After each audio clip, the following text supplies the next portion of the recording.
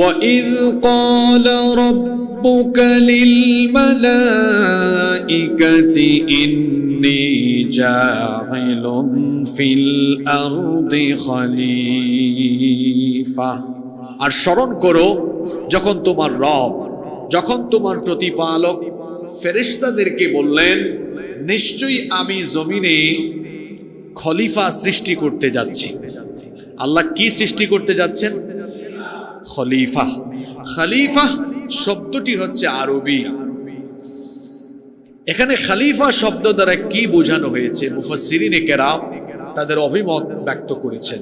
মুহাম্মদ ইবনু ইসহাক রাহিমাহুল্লাহ তিনি বলছেন, খলিফা শব্দের অর্থ হচ্ছে স্থলাভিষিক্ত হওয়া।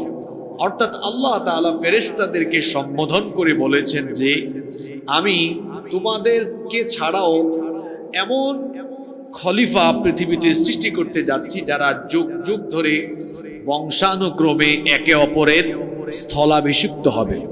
তাহলে খলিফা শব্দের একটি অর্থ হলো স্থলাভিষিক্ত হওয়া, একজনের জায়গায় আরেকজন স্থলাভিষিক্ত হওয়া। আল্লাহ তাআলা বলছেন আমি খলিফা সৃষ্টি করতে যাচ্ছি যারা যুগের পর যুগ, কালের পর কাল, সময়ের পরিক্রমায় একে অপরের স্থলাভিষিক্ত হবে। আবার মুহাম্মদ ইবনু জারির আত-তাবারি তিনি বলছেন এখানে খলিফা শব্দের অর্থ হচ্ছে যে আল্লাহ তাআলার এমন প্রতিনিধি যারা পৃথিবীতে এসে আল্লাহর নির্দেশের বাস্তবায়ন ঘটাবে। খলিফা কখনো মালিক হতে পারে না, বরং খলিফা মালিকের আদেশের বাস্তবায়ন ঘটায়। আল্লাহ তাআলা এখানে মানুষকে খলিফা বলে সম্বোধন করেছেন যে আমি পৃথিবীতে খলিফা সৃষ্টি করতে যাচ্ছি। আল্লাহ তাআলা যখন ফেরেশতাদের সাথে এই আলোচনা করলেন, ফেরেশতারা তখন বলল, ক্বালু আতাজআলু ফীহা মান ইউফসিদু ফীহা ওয়া ইয়াসফিকু দিমা ওয়া নাহনু নুসাব্বিহু বিহামদিকা ওয়া নুকদ্দিসু লাক। ফেরেশতারা তখন বললেন, আতাজআলু ফীহা মান ইউফসিদু ফীহা ওয়া ইয়াসফিকু দিমা, আপনি কি দুনিয়াতে এমন কাউকে পাঠাতে চাচ্ছেন যারা সেখানে গিয়ে ফাসাদ সৃষ্টি করবে, বিশৃঙ্খলা ঘটাবে, বিপর্যয় ঘটাবে এবং রক্তপাত করবে? এখন প্রশ্ন হতে পারে, মানুষকে সৃষ্টি করার আগেই ফেরেশতা কেমনে টের পেল যে মানুষ দুনিয়াতে এসে ফাসাদ করবে, বিশৃঙ্খলা ঘটাবে, রক্তপাত করবে, মারামারি করবে, বিশৃঙ্খলা ঘটাবে? মানুষকে সৃষ্টি করার আগেই ফেরেশতা এটা বুঝলো কিভাবে, টের পেল কিভাবে? মুফাসসিরিনে কেরামের ব্যাখ্যায় বলেছেন, আল্লাহ তাআলা মানুষ সৃষ্টি করার আগে জিন জাতিকে সৃষ্টি করেছিলেন, আর এরা একে অপরের সাথে বিশৃঙ্খলা, রক্তপাত, হানাহানি, মারামারিতে তারা লিপ্ত হয়েছিল। ফেরেশতারা জিন জাতির এই অবস্থা প্রত্যক্ষ করে জিনদের উপরে কিয়াস করে বলেছিল, যদি আল্লাহ এখন আবার নতুন করে কাউকে সৃষ্টি করেন, তারাও জিনদের মতো মারামারি, হানাহানি, বিশৃঙ্খলা, ফাসাদ এবং রক্তপাত ঘটাবে। তারা যখন এই কথা বলল, এর সাথে তারা আরো বলেছিল, কেন আপনি নতুন করে কাউকে সৃষ্টি করবেন? ওয়া নাহনু নুসাব্বিহু বিহামদিকা ওয়া নুকদ্দিসু লাক, আমরাই তো আপনার প্রশংসা সহকারে তাসবিহ পাঠ করছি এবং প্রতিনিয়ত আমরা আপনার পবিত্রতা ঘোষণা করছি, তাহলে নতুন করে কাউকে আর কেন বানানো দরকার? আল্লাহ তাআলা তখন ফেরেশতাদেরকে জবাব দিলেন, ক্বালা ইন্নী আ'লামু মা লা তা'লামুন, নিশ্চয়ই আমি যেটা জানি তোমরা সেটা জানো না। আল্লাহ তাআলা যখন খলিফা সৃষ্টি করতে চাইলেন, ফেরেশতারা একমত হলো না, ফেরেশতারা এটার বিরোধিতা করলো। জোরে বলেন, কি করলো? ফেরেশতাদের বিরোধিতা সত্ত্বেও আল্লাহ তাআলা মানুষ বানালেন, মানুষকে তার খলিফার মর্যাদা দিলেন। আদম আলাইহিস সালামকে রব্বুল আলামিন তার নিজের কুদরতি হাতে বানালেন। এরপরে নিজেই আল্লাহ তাআলা আদম আলাইহিস সালামের ভেতরে রূহের সঞ্চার করে দিলেন। আল্লাহ তাআলা আদম আলাইহিস সালামকে সৃষ্টি করার পরে এবার আল্লাহ তাআলা আদম আলাইহিস সালামকে জ্ঞান দান করলেন, কারণ জ্ঞানের কারণে মানুষের মর্যাদা বাড়ে। আদম আলাইহিস সালামের মর্যাদা এবং শ্রেষ্ঠত্ব বৃদ্ধি করার জন্য আদম আলাইহিস সালামকে আল্লাহ তাআলা বানানোর পরে জ্ঞান দান করলেন। আল্লাহ তাআলা এর পরের আয়াতে বলছেন, ওয়া আল্লামা আদামাল আসমাআ কুল্লাহা সুম্মা আরাদাহুম আলাল মালাইকাতি ফাকালা أنبئوني بأسماء هؤلاء إن كنتم صادقين। আল্লাহ তাআলা বলছেন, ওয়াআল্লামা আদামাল আসমাআ কুল্লাহা, আর তিনি আদমকে নামসমূহ শিক্ষা দিলেন। নামসমূহ বলতে কিসের নাম? কাতাদা রাহিমাহুল্লাহ বলছেন, যা কিছু আছে দুনিয়ার সব জিনিসের নাম আল্লাহ তাআলা আদম আলাইহিস সালামকে শিক্ষা দিলেন। সুবহানাল্লাহ। মানুষের সাথে ফেরেশতাদের ব্যতিক্রম হলো এই জায়গায়, ফেরেশতা শুধু তার ডিপার্টমেন্টের জ্ঞান যেটা দরকার ওই জ্ঞানের বাইরে তার কোনো জ্ঞান নাই, কিন্তু মানুষকে আল্লাহ তাআলা বহুবিধ বা নানামুখী জ্ঞান দান করেছেন। সুবহানাল্লাহ। আল্লাহ তাআলা আদম আলাইহিস সালামকে সব জিনিসের নাম শিক্ষা দিলেন। শিক্ষা দেওয়ার পরে আল্লাহ তাআলা এবার আদম আলাইহিস সালাম আর ফেরেশতা উভয়কে একত্রিত করে ওই জিনিসগুলার কিছু জিনিস আল্লাহ তাআলা তাদের সামনে উপস্থাপন করলেন। সুম্মা আরাদাহুম আলাল মালাইকা, অতঃপর ফেরেশতাদের সামনে সেগুলো উপস্থাপন করে আল্লাহ তাআলা বললেন, ফাকালা আনবিউনি বিআসমাই হাউলাই ইন কুনতুম সাদিকিন, তোমরা তোমাদের সামনে যেগুলো দেখতে পাচ্ছ এগুলোর নাম আমাকে জানাও যদি তোমরা সত্যবাদী হয়ে থাকো। যখন আল্লাহ তাআলা ফেরেশতাদের কাছে এই জিনিস বা বস্তুগুলোর নাম জানতে চাইলেন, ফেরেশতারা তখন বলল, ক্বালু সুবহানাকা লা ইলমা লানা ইল্লা মা আল্লামতানা ইন্নাকা আনতাল আলিমুল হাকীম।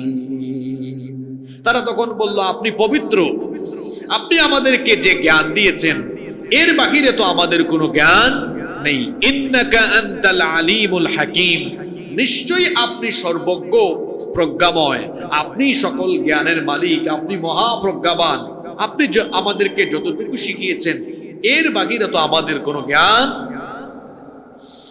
ফেরেশতাদেরকে বললেন, কিন্তু ফেরেশতারা সেই জিনিসগুলোর নাম বলতে পারল না। এবার আল্লাহ তাআলা আদম আলাইহিস সালামকে বললেন, ক্বালা ইয়া আদামু আনবিহুম বিআসমাইহিম ফালাম্মা আনবাআহুম বিআসমাইহিম ক্বালা আলাম আকুল লাকুম ইন্নী আ'লামু গায়বাস সামাওয়াতি ওয়াল আরদি ওয়া আ'লামু মা তুবদুনা ওয়া মা কুনতুম তাকতুমুন। আল্লাহ তাআলা বললেন, হে আদম, আনবিহুম বিআসমাইহিম, তুমি তাদেরকে এই জিনিস বা এই বস্তুগুলোর নাম বলে দাও। আদম আলাইহিস সালামকে যখন আল্লাহ তাআলা বললেন তুমি তাদেরকে এই জিনিসের নামগুলো বলে দাও, আদম আলাইহিস সালাম একটা একটা করে সকল বস্তুর নাম ফেরেশতাদের সামনে বলে দিলেন। সুবহানাল্লাহ। এরপরে আল্লাহ তাআলা ফেরেশতাদেরকে বললেন, ক্বালা আলাম আকুল লাকুম ইন্নী আ'লামু গায়বাস সামাওয়াতি ওয়াল আরদি ওয়া আ'লামু মা তুবদুনা ওয়া মা কুনতুম তাকতুমুন। আল্লাহ তাআলা তখন ফেরেশতাদেরকে বললেন, আমি কি তোমাদেরকে বলিনি নিশ্চয়ই আসমান সমূহ এবং জমিনের গায়েবের খবর আমি জানি, এবং তোমরা যা প্রকাশ করো এবং তোমরা যা তোমাদের অন্তরে গোপন রাখো সেটা কেউ না জানলেও যিনি জানেন তিনি কে। এই আয়াতে আল্লাহ ফেরেশতাদেরকে বললেন, তোমরা যা প্রকাশ করো এবং যা তোমরা তোমাদের ভেতরে গোপন রাখো, এর দ্বারা আল্লাহ কি বোঝাতে চাইলেন? মুফাসসিরিনে কেরাম এর ব্যাখ্যায় লিখেছেন, কাতাদা এবং আবুল আলিয়া রাহিমাহুমুল্লাহ তারা বলছেন ফেরেশতারা যে জিনিসের প্রকাশ করেছিল সেটা হলো, তারা ওই যে বলেছিল আপনি এমন কাউকে সৃষ্টি করবেন নাকি যারা গিয়ে ফাসাদ করবে, যারা গিয়ে বিশৃঙ্খলা করবে, রক্তপাত করবে। এটা তারা আল্লাহর সামনে সরাসরি বলেছিল, কিন্তু তারা অন্তরে কি গোপন রেখেছিল? মুফাসসিরিনে কেরাম বলছেন ফেরেশতারা অন্তরে এই বিষয়টা গোপন রেখেছিল যে আল্লাহ তাআলা যেটাই সৃষ্টি করুন না কেন আমাদের চাইতে বেশি সম্মানিত এবং বেশি জ্ঞানী তারা হতে পারবে না। ফেরেশতারা মনে মনে ভেবেছিল আল্লাহ যেটাই বানান না কেন আমাদের চাইতে জ্ঞানী হবে না, আমাদের চাইতে সম্মানিত হবে না। কিন্তু তাদের চিন্তা ভাবনার ব্যতিক্রম ঘটিয়ে আল্লাহ তাআলা শুধু ফেরেশতা নয়, তামাম মাখলুকাতের মধ্যে সর্বাধিক সম্মানিত এবং সবচাইতে সেরা সৃষ্টি হিসাবে আল্লাহ মানুষ বানালেন। এবং ফেরেশতাদের সামনে আল্লাহ প্রমাণ করে দিলেন, তোমরা অন্তরে গোপন রেখেছিলে, মনে মনে ভেবেছিলে যে আমি যেটা বানাই না কেন সেটা তোমাদের চাইতে বেশি সম্মানিত এবং তোমাদের চাইতে শ্রেষ্ঠ হবে না। কিন্তু আজকে প্রমাণ হয়ে গেল তোমরা আমার ফেরেশতারা, তোমাদের চাইতে আমার বানানো আদম শ্রেষ্ঠ, তোমাদের চাইতে আমার আদম হলো আরো বেশি সম্মানিত। সুবহানাল্লাহ। যেহেতু প্রমাণ হয়ে গেল তোমাদের চাইতে আমার আদম সম্মানিত, তোমাদের চাইতে আমার আদম আরো জ্ঞানী, এই জন্য তোমাদের চাইতে তার মর্যাদা আজকে আমি বাড়িয়ে দিব। আল্লাহ তখন সবাইকে হুকুম করলেন সবাই আদমকে সাজদা দাও। পরের আয়াতে আল্লাহ বললেন ওয়া ইয কুলনা লিল মালাইকাতি ইসজুদু লি আদামা ফাসাজাদু ইল্লা ইবলিস আবা ওয়াস্তাকবারা ওয়া কানা মিনাল কাফিরিন। আল্লাহ তাআলা বলছেন আর স্মরণ করো যখন আমরা ফেরেশতাদেরকে বললাম তোমরা আদমকে সাজদা করো, আল্লাহর আদেশ পাওয়ার পরে সব ফেরেশতারা আদম আলাইহিস সালামকে সাজদা দিয়ে দিল। শুধু একজন সাজদা দেয় নাই, যে সাজদা দেয় নাই তার নাম হলো ইবলিস। ইবলিস ছাড়া সকল ফেরেশতাদেরকে দিয়ে আদম আলাইহিস সালামকে সাজদা দেওয়ানোর মাধ্যমে আল্লাহ তাআলা ফেরেশতার চাইতে মানুষের মর্যাদা বাড়িয়ে দিলেন। ইবলিস সাজদা দিল না, আবার অস্বীকার জানালো, অস্বীকৃতি জ্ঞাপন করলো এবং ওয়াস্তাকবারা, সে অহংকার করলো। এর কারণে তার পরিণতি কি হলো? ওয়া কানা মিনাল কাফিরিন, সে কাফিরে নাফরমানে পরিণত হয়ে গেল। ইবলিস যখন আল্লাহকে সাজদা দিল না, তখন ইবলিসের সাথে আল্লাহ কি কথা বললেন? কোরআনে কারীমের 38 নম্বর সূরা, সূরাতুস সাদের 75 নম্বর আয়াত থেকে আল্লাহ তাআলা বলছেন ইবলিস সাজদা যখন দেয় নাই তখন আল্লাহ তাকে জিজ্ঞেস করলেন ক্বালা ইয়া ইবলিস মা মানাআকা আন তাসজুদা লিমা খালাকতু বিয়াদাইয়া আস্তাকবারতা আম কুনতা মিনাল আলিন। আল্লাহ তাআলা বলছেন তখন আমি ইবলিসকে বললাম, হে ইবলিস, কোন জিনিস তোমাকে নিষেধ করলো সাজদা দিতে? আমি তো আদেশ করলাম আমার আদমকে সাজদা দাও, যাকে আমি আমার নিজের হাতে বানিয়েছি।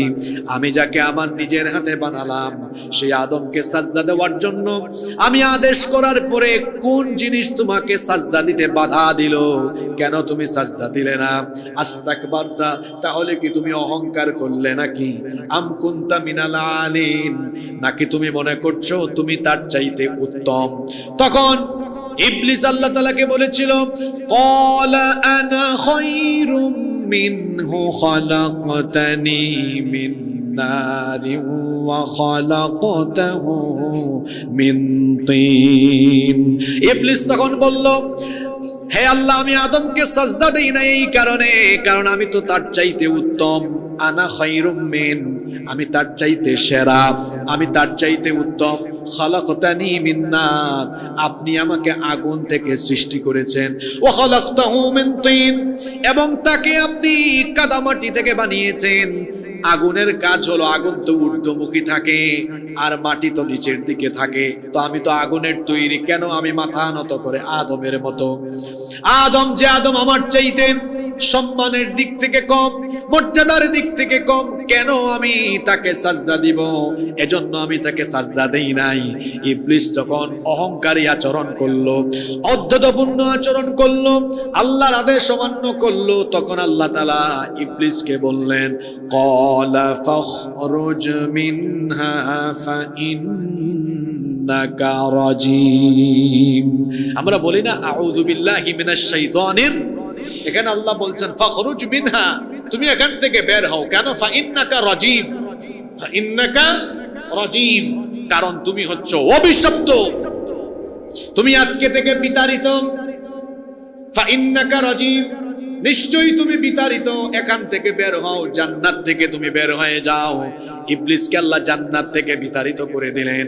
শুধু বিতাড়িতই করলেন না, সাথে আল্লাহ কি করলেন শোনেন।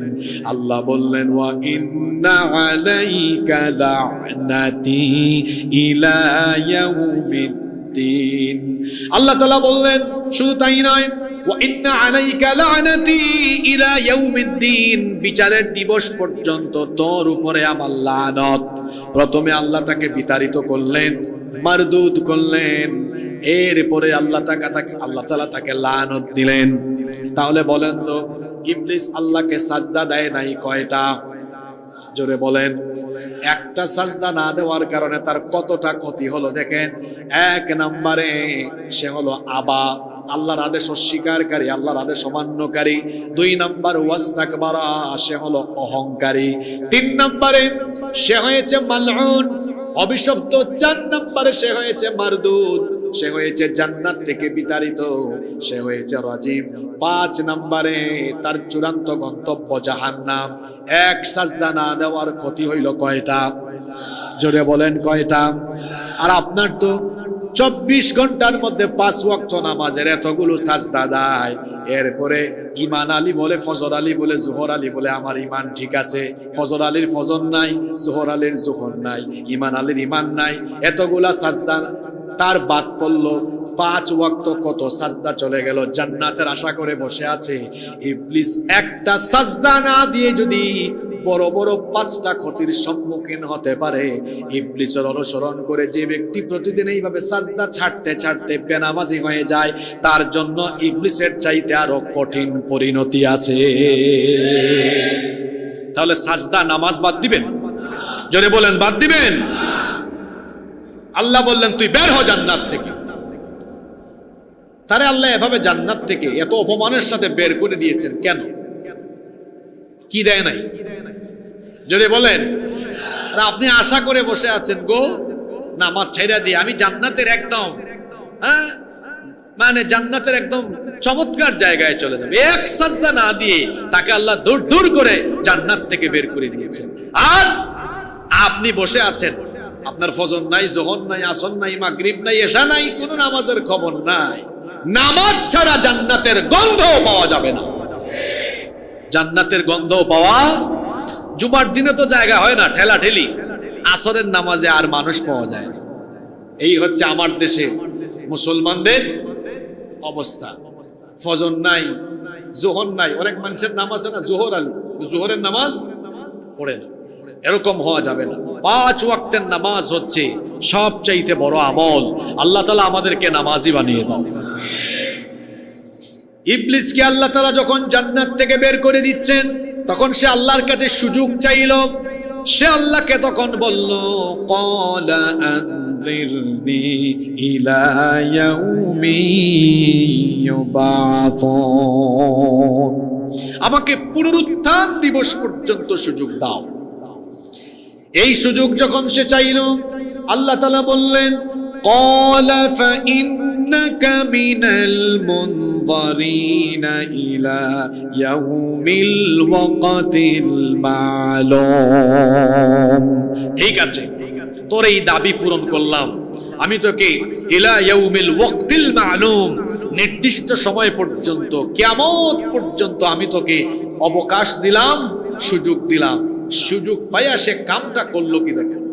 সুযোগ পেয়ে সে তখন বলল, ক্বালা ফাবিইজ্জাতিকা লাউগওয়িয়ান্নাহুম আজমাইন। সে বলল, আল্লাহ তোমার ইজ্জতের কসম, শয়তান কি করতেছে? কসম করতেছে। কি করে? কসম করছে। ক্বালা বিইজ্জাতিকা, তোমার ইজ্জতের কসম করে বলছি যে আদমের কারণে তুমি আজকে আমাকে অপমানিত করে জান্নাত থেকে বের করে দিয়েছো। এই আদম আর তার তামাম বংশধরদেরকে লা উগওয়িয়ান্নাহুম আজমাইন, সবাইকে গুমরাহ বানানো, পথভ্রষ্ট বানানো, জাহান্নামী বানানো, এটাই হবে আমার ভিশন, এটাই হবে আমার মিশন। কিভাবে আমি তাদেরকে প্রতারিত করব সেটাও সে বলল। কোরআনে কারীমের 7 নম্বর সূরা সূরাতুল আরাফের 16 নম্বর আয়াত থেকে আল্লাহ বলছেন, ইবলিস তখন বলল, সে ওয়াদা করলো, কেমনে আমি তাদেরকে প্রতারিত করব? ক্বালা ফাবিমা আওয়াইতানি লাআকউদান্না লাহুম সিরাতাকাল মুস্তাকিম। সিরাতুল মুস্তাকিমের পথ, সিরাতুল মুস্তাকিমের পথ হলো ইসলামের পথ, সিরাতুল মুস্তাকিমের পথ হলো কোরআনের পথ, এটা হলো দ্বীনের পথ। ইবলিস বলল, এই সিরাতুল মুস্তাকিমের পথে তোমার যে বান্দারা চলতে চাইবে সেই পথে বাধা হয়ে দাঁড়ানো, এটা হবে আমার কাজ। আর কিভাবে আমি তাদেরকে এই পথে অন্তরায় বাধা বিপত্তি সৃষ্টি করব সেটাও সে বলল। সে বলল, সুম্মা লাআতিয়ান্নাহুম মিন بين أيديهم ومن خلفهم وعن أيمانهم وعن شمائلهم ولا تجد أكثرهم شاكرين। আমি এদেরকে সামন দিক থেকে, পিছন দিক থেকে, ডান দিক থেকে, বাম দিক থেকে, কোন দিক কি বাকি আছে নাকি? সামনে পিছে ডানে বামে সকল দিক থেকে আমি আমার প্রতারণার জাল বিস্তার করে এদেরকে আমি জাহান্নামমুখী বানাবো। সবাইকে আমি প্রতারণার জাল আমার ফাঁদে ফেলে, আমার খপ্পরে ফেলে জাহান্নামমুখী বানানো, এটাই হবে আমার কাজ। তাহলে আমাদেরকে আল্লাহর পথ থেকে বিচ্যুত করা, এটা হলো শয়তানের ওয়াদা, এটা হলো শয়তানের ওয়াদা। আর শয়তান তার এই ওয়াদা বাস্তবায়নের লক্ষ্যে আপ্রাণ 24 ঘন্টা কাজ করে যাচ্ছে। আর শয়তানের বিশেষ কিছু ক্ষমতাও আছে, যেমন শয়তানের এমন ক্ষমতা, সে মানুষের রক্তকণিকায় ঢুকতে পারে, রগের ভেতরে শিরা উপশিরায় ঢুকে মানুষকে ধোঁকা দিতে পারে। এজন্য বুখারী এবং মুসলিম শরীফে হাদিস এসেছে, আল্লাহর নবী বলেছেন, ফাইন্নাশ শাইতানা ইয়াজরি মিন আহাদিকুম মাজরাদ দাম। আল্লাহর নবী বলেছেন, নিশ্চয়ই শয়তান তোমাদের রক্তকণিকায় শিরা উপশিরায় প্রবেশ করে তোমাদেরকে ধোঁকা দিতে পারে। চিন্তা করেন তার কত ক্ষমতা। পৃথিবীতে শয়তান থেকে আপনাকে একজন ছাড়া আর কেউ হেফাজত করতে পারবে না। তিনি কি? এমন ক্ষমতা তার, সে আপনার রোগের ভেতরে ঢুকতে পারে, শিরা উপশিরায় ঢুকে আপনাকে ধোঁকা দিতে পারে। শুধু তাই নয়, এই শয়তানের এমন অলৌকিক ক্ষমতা আল্লাহ দিয়েছেন, সে একজন ছাড়া আর সবার সুরত ধারণ করতে পারে। আর যার সুরত সে ধারণ করতে পারে না, তিনি হলেন রাহমাতাল লিল আলামিন মুহাম্মাদুর রাসূলুল্লাহ সাল্লাল্লাহু আলাইহি ওয়াসাল্লাম। এই জন্য আল্লাহর নবী বলেছেন, ওয়ামান রাআনি ফিল মানামি ফাকাদ রাআনি। যে ব্যক্তি স্বপ্ন যুগে আমাকে দেখলো, সে যেন আমাকেই দেখলো। কারণ ফাইন্নাশ শাইতানা লা ইয়াতামাসসালু ফি সূরাতি, কারণ শয়তান সকলের সূরত ধারণ করতে পারলেও আমার আকৃতি শয়তান কখনো ধারণ করতে পারে না। এজন্য যে স্বপ্ন যুগে নবীজিকে দেখলো, সেজন্য সত্যিকার অর্থেই আল্লাহর নবীকে দেখলো। সুবহানাল্লাহ। আর যে চক্ষু স্বপ্ন যুগেও আল্লাহর নবীকে দেখবে, ওই চক্ষুকে জাহান্নাম থেকে যিনি বাঁচিয়ে দিবেন তিনি কে? রব আমাদেরকে তোমার হাবিবের দিদার স্বপ্ন যুগে নসিব করে দিও, বলে না আমিন। তাহলে শয়তান মানুষের রগের ভেতরে শিরা উপশিরায় ঢুকে মানুষকে ধোঁকা দিতে পারে। এমনকি যে কোনো সুরত শয়তান ধারণ করতে পারে না। ওই যে আমাদের জাতির পিতার সামনেও এসেছিল মানুষের সুরত ধরে। জাতির পিতা কে? 15 বছরের গুতা খাইয়া এখনো ভালোভাবে সাহস করে বলতে পারেন, হ্যাঁ, জাতির পিতা কে?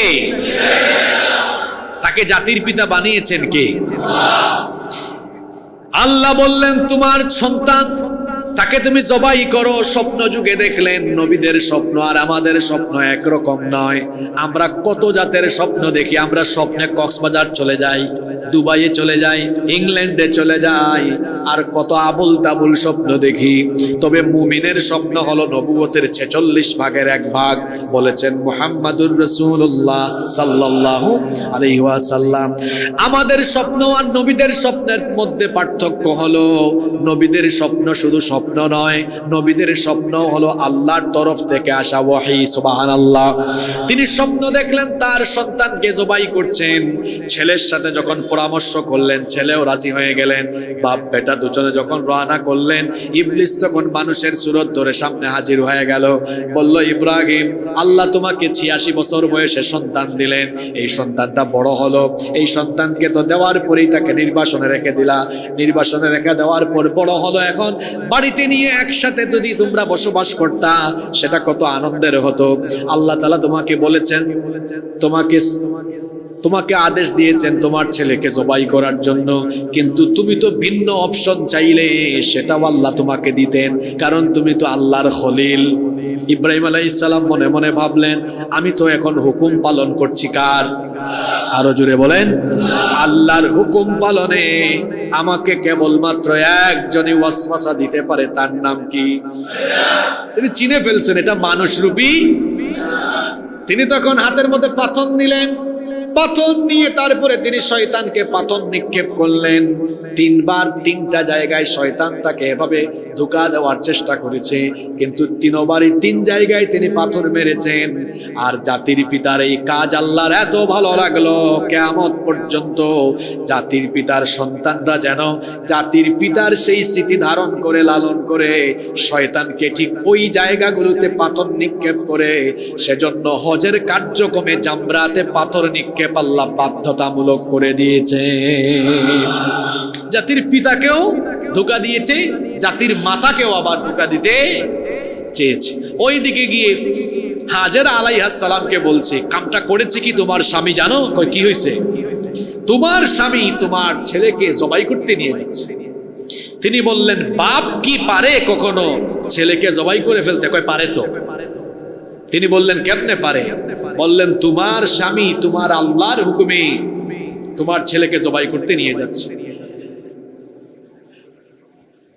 হাজেরা তখন বললেন, তুই তো ভালো কেউ না রে, তুই কি বললি? তোমার স্বামী তোমার আল্লাহ তো তোর আল্লাহ না?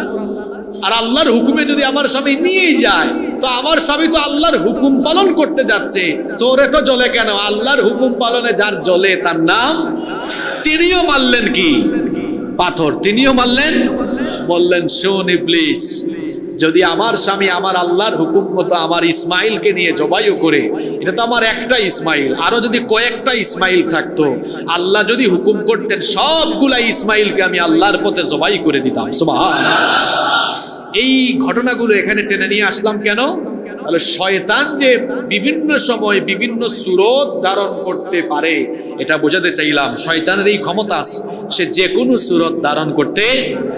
আমি ফজরের নামাজে গুড়ি গুড়ি বৃষ্টি হচ্ছে, মানুষের সুরত ধরে কেউ এসে দরজার সামনে বলতে পারে, ভাই আজকে রাস্তায় খুব কাদা, বৃষ্টি, প্রতিদিন তো যান, যাওয়ার দরকার নাই, শুইয়া থাকেন।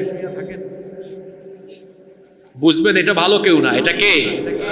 শয়তান শুধু জিনের মধ্যে থেকে না তো, আল্লাযী ইউওয়াসওয়িসু ফি সুদুরিন নাস মিনাল জিন্নাতি।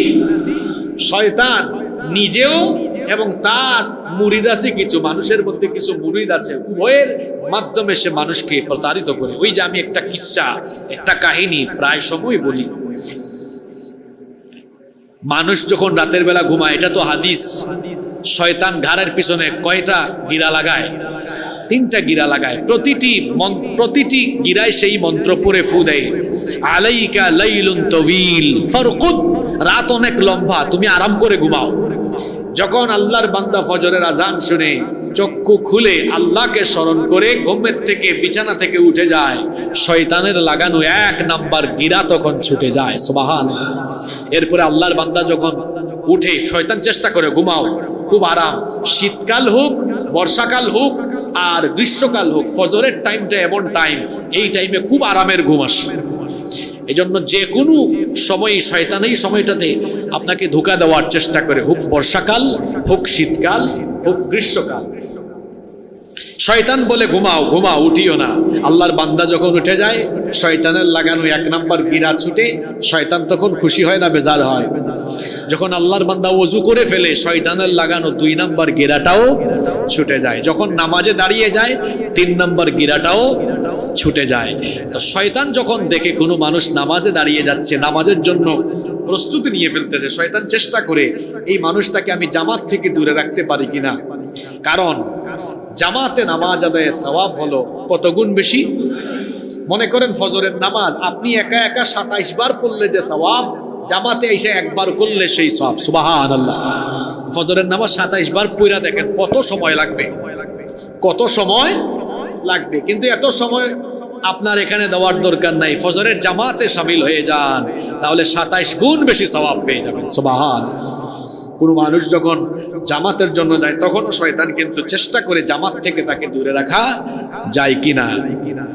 ওই যে কিচ্ছার কথা বললাম, এক লোক বর্ষাকালে ফজরের সময় গুড়ি গুড়ি বৃষ্টি হচ্ছে, শয়তান 3টা গিরা দেওয়ার পরে যখন তাকে ফিরাইতে পারতেছে না, দেখতেছে এই লোক জামাতে চলেই যাবে, ধরছে মানুষের সুরত। কিসের সুরত?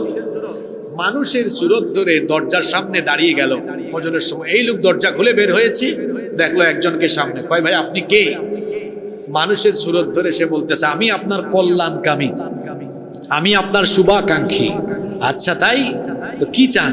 রাস্তায় কাদা হয়ে গেছে, বৃষ্টি, আপনি আমার কাঁধের উপর উঠেন, আপনার মসজিদে দিয়ে আসি। শয়তানের এমন কি হলো যে তার কাঁধের উপরে তুলেও সে নামাজে জামাতে দিতে চায়?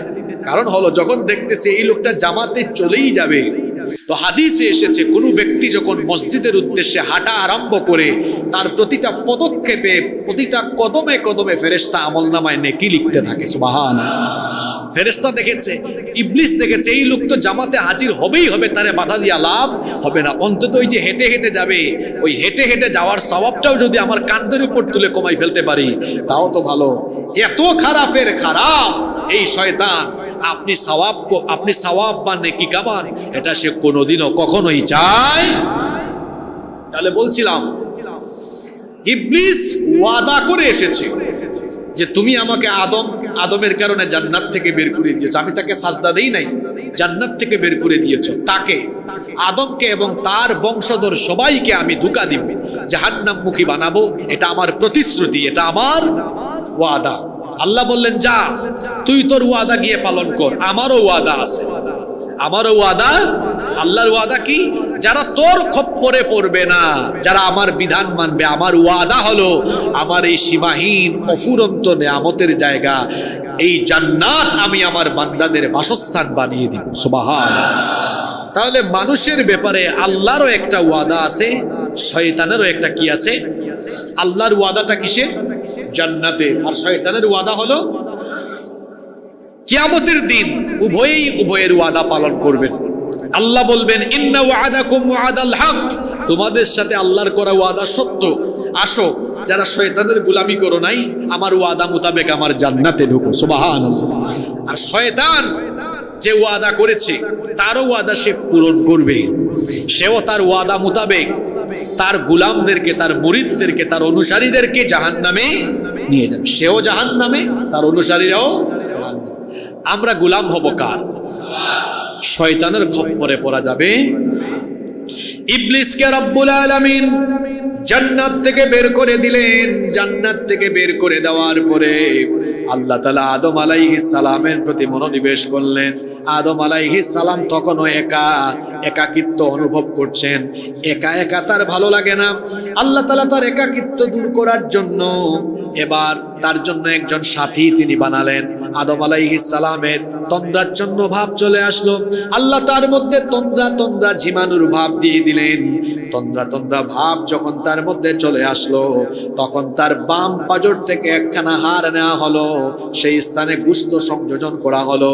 তখন আদম আলাইহিস সালাম ঘুমিয়েছিলেন, তার বাম পাজর থেকে একটা হাড় নিয়ে তার মধ্যে গোশত সংযোজন করে আদম আলাইহিস সালামের বাম পাজরের হাড় থেকে আল্লাহ তাআলা তার স্ত্রী হাওয়া আলাইহিস সালামকে তিনি বানালেন। ঘুম থেকে উঠলেন, উঠে দেখলেন তার পাশে একজন মহিলা, জিজ্ঞেস করলেন তুমি কে? বললেন আমি হলাম হাওয়া। হাওয়া আলাইহিস সালাম হচ্ছেন দুনিয়ার সেরা সুন্দরী নারী, বিশ্বের 1 নাম্বার শ্রেষ্ঠ সুন্দরী নারী হলেন হাওয়া আলাইহিস সালাম। আদম আলাইহিস সালাম যখন হাওয়া আলাইহিস সালামকে তার সামনে দেখলেন, বললেন তুমি কে? বললেন আমি হলাম হাওয়া। বললেন তুমি এখানে কেন? তখন তিনি বললেন আমাকে আল্লাহ তাআলা আপনার থেকেই বানিয়েছেন যাতে আমার মাধ্যমে আপনি প্রশান্তি এবং সুখ অনুভব করতে পারেন। সুবহানাল্লাহ। আদম আলাইহিস সালাম এগিয়ে যাচ্ছেন, আল্লাহ বলেন আগাইও না, বিয়ের ব্যবস্থা করে দেই। আদম আলাইহিস সালাম এবং হাওয়া আলাইহিস সালাম এই দুইজনকে আল্লাহ তাআলা এরপরে বললেন যাও আমার জান্নাতের ভেতরে তোমরা প্রবেশ করো। আল্লাহ পরের আয়াতে বলছেন ওয়াকুলনা ইয়া আদামুসকুন আনতা ওয়া যাওজুকাল জান্নাতা ওয়া কুলা মিনহা রাগাদান হাইথু শি'তুমা ওয়া লা তাকরাবা হাযিহিশ শাজারাতা ফাতাকুনা মিনাল জালিমিন। আল্লাহ তাআলা বললেন হে আদম, তুমি আর তোমার স্ত্রী এই জান্নাতের ভেতরে বসবাস করো, জান্নাত থেকে খাও, আহার করো, স্বাচ্ছন্দ্যের সাথে থাকো, তোমাদের ইচ্ছা অনুযায়ী জান্নাতে ঘুরে বেড়াও, কিন্তু খবরদার ওয়ালা তাকরাবা হাযিহিশ শাজারা, এই গাছটার কাছে যাও না, এই বৃক্ষের নিকটবর্তী হয় না। যদি যাও তাহলে তোমরা সীমা লঙ্ঘনকারী হয়ে যাবে, জালিম হয়ে যাবে।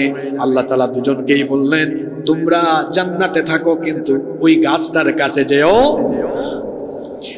আদম হাওয়া দুজনেই জান্নাতে, ওইদিকে ইবলিস জান্নাত থেকে বিতাড়িত। সে ওয়াদা করেছে মানুষকে সে ধোঁকা দিবেই দিবে, এটা তার ওয়াদা। তার ওয়াদা বাস্তবায়নের লক্ষ্যে তখন থেকেই সে তার কর্মসূচি গ্রহণ করেছে।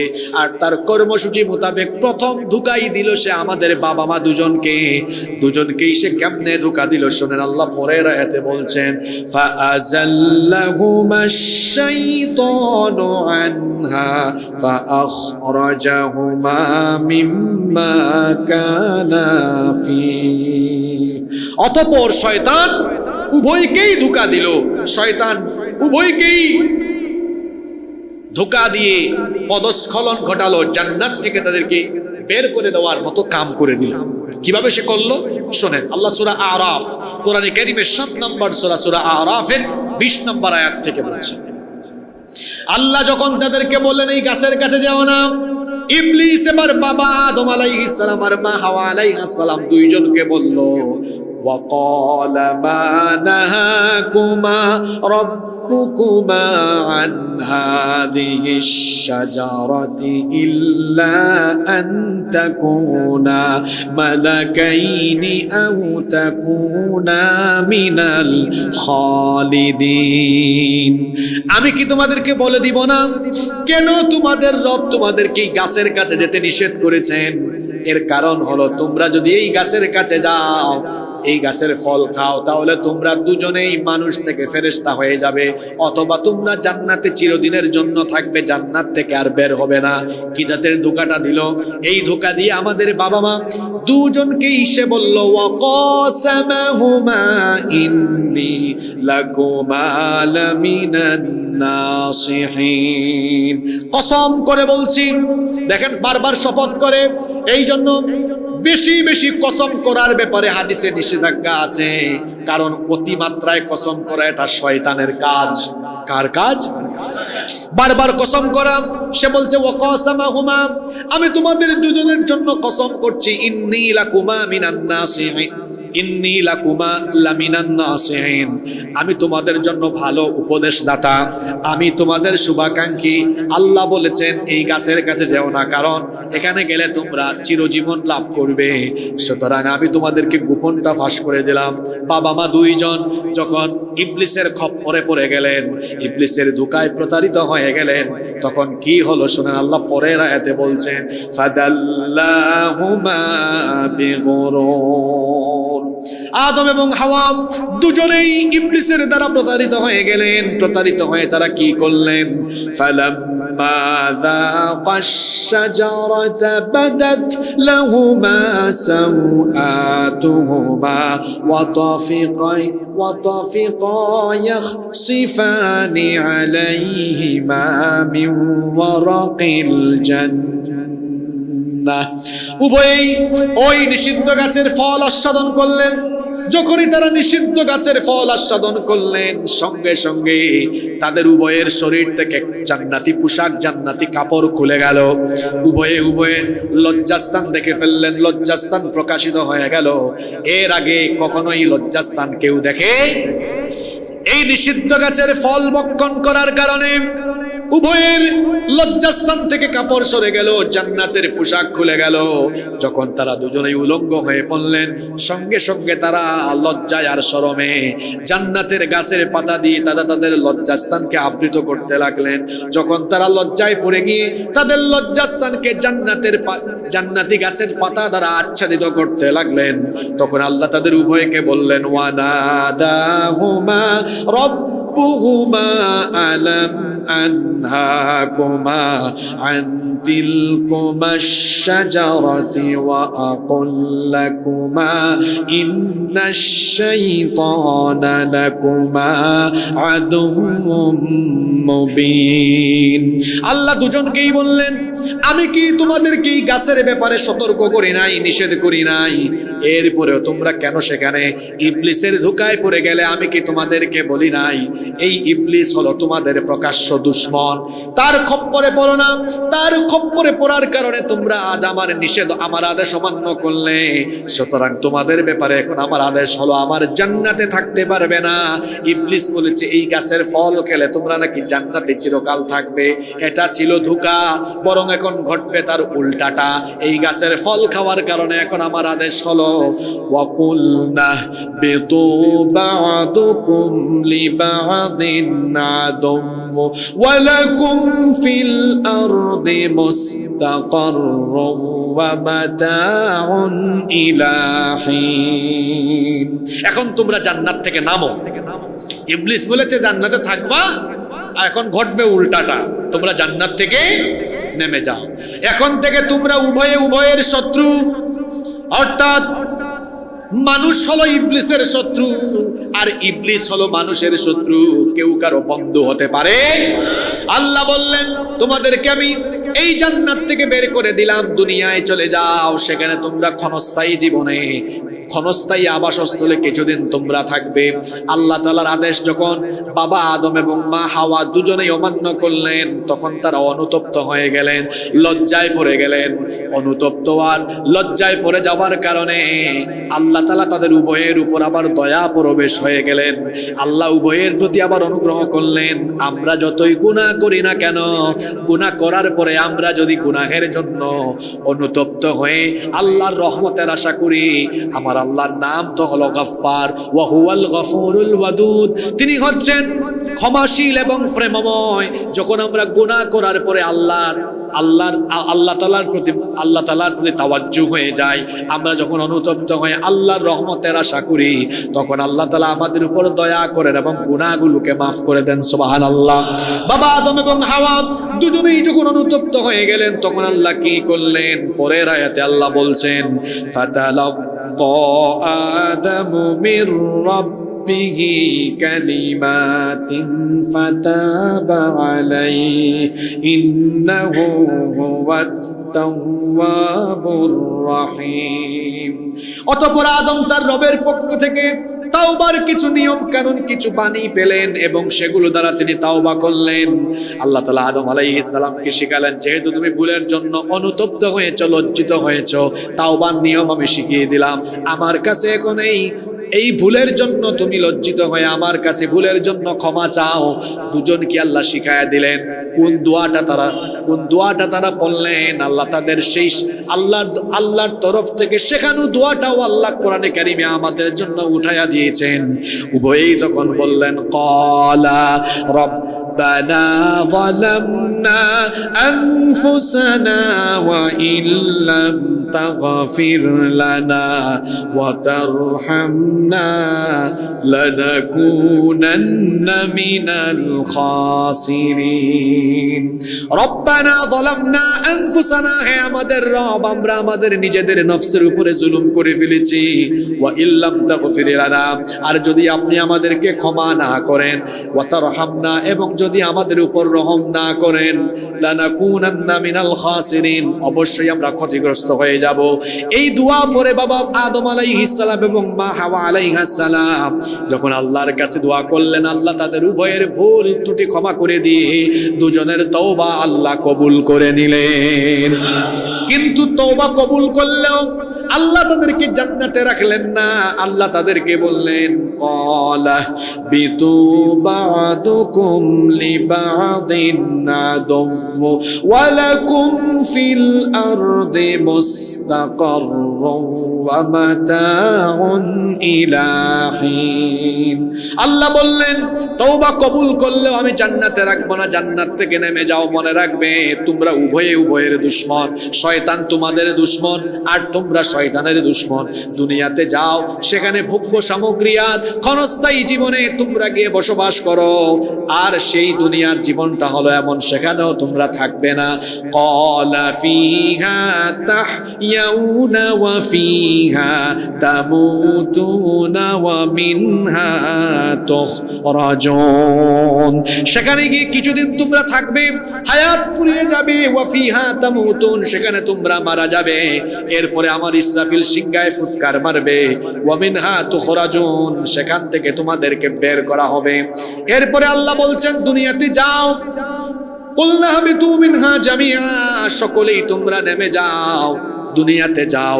দুনিয়াতে আল্লাহ তাআলা আদম এবং হাওয়া উভয়কে পাঠিয়ে দিলেন। আদম আলাইহিস সালামকে আল্লাহ তাআলা ভারতে অবতরণ করালেন, হাওয়া আলাইহিস সালামকে আল্লাহ জিদ্দায় অবতরণ করালেন। দুজনকে দুই জায়গায় পাঠিয়ে দিলেন। আর আল্লাহ তাআলা দুজনকে জানালেন, শোনো, তোমাদের মাধ্যমে এই পৃথিবীতে তোমাদের যত বংশধর আসবে, দুনিয়াতে শয়তান তাদেরকেও ধোঁকা দিবে, কিন্তু শয়তানের ধোঁকা থেকে বেঁচে তারা যেন সঠিক পথে চলতে পারে, এই জন্য যুগে যুগে আমি তাদের কাছে হেদায়াত পাঠাবো। নবী রাসূলদের মাধ্যমে আমি তাদের কাছে হেদায়াত পাঠাবো। তোমাদের সন্তানরা, তোমাদের বংশধরেরা, যদি তোমাদের সন্তানরা তোমাদের বংশধরদের কাছে যাওয়া আমার সেই হেদায়াত বাণী যদি তারা মেনে নেয়, তাহলে কি হবে? আল্লাহ পরের আয়াতে বলছেন, ফাইম্মা ইয়াতিয়ান্নাকুম মিন্নী হুদান ফামান তাবিআ হুদায়া ফালা খাউফুন আলাইহিম ওয়ালা হুম ইয়াহজানুন। যাদের কাছে আমার হেদায়াত যাবে, এই যে হেদায়াতের কিতাব, এই হেদায়াত যাদের কাছে যাবে, এর অনুসরণ যারা করবে, তাদের জন্য কোনো ভয় নাই, কোনো দুঃখ নাই। দুনিয়াতেও সফল, আখিরাতেও তারা সফল হবে। কিন্তু যারা ওয়াল্লাযীনা কাফারু ওয়া কাযযাবু বিআয়াতিনা উলাইকা আসহাবুন নারি হুম ফিহা খালিদুন। আর যারা নাফরমানি করবে, আমার আয়াত সমূহকে অস্বীকার করবে, মিথ্যা বলে প্রতিপন্ন করবে, তাদেরকে আমি জাহান্নামের আগুনের অধিবাসী বানাবো এবং সেখানে তারা চিরকাল থাকবে। আল্লাহ বললেন, যাও, তোমরা জান্নাত থেকে বের হয়ে দুনিয়ায় যাও, তোমরা এবং তোমাদের বংশধরদেরকে এই দুনিয়াতে চলার জন্য সোজা পথের সন্ধান দিব। আমার তরফ থেকে হেদায়েতের বাণী যাবে, এটার যারা অনুসরণ করবে তারা সফল হবে। আর এই কোরআনের পথ, দ্বীনের পথ থেকে যারা বিচ্যুত হবে, দুনিয়া আখিরাতে তারা ক্ষতিগ্রস্ত হয়ে যাবে। তাহলে দুনিয়াতে চলার জন্য আল্লাহ আমাদেরকে গাইডলাইন দিয়েছেন। যুগে যুগে আল্লাহ গাইডলাইন দিয়েছেন, আখিরি নবীর উম্মতের জন্য চূড়ান্ত গাইডলাইন আল্লাহ দিয়েছেন। সেই গাইডলাইনের নাম হলো এই কিতাব যারা মানবে, ফামান তাবিআ হুদায়া ফালা খাউফুন আলাইহিম ওয়ালা হুম ইয়াহজানুন। দুনিয়ায়ও টেনশন নাই, আখিরাতেও। এই হলো সূরা বাকারা এর 30 থেকে 39 নম্বর আয়াত পর্যন্ত তাফসীর। আমরা আগামী জুমায় 40 নম্বর আয়াত থেকে আলোচনা শুরু করব ইনশাআল্লাহ।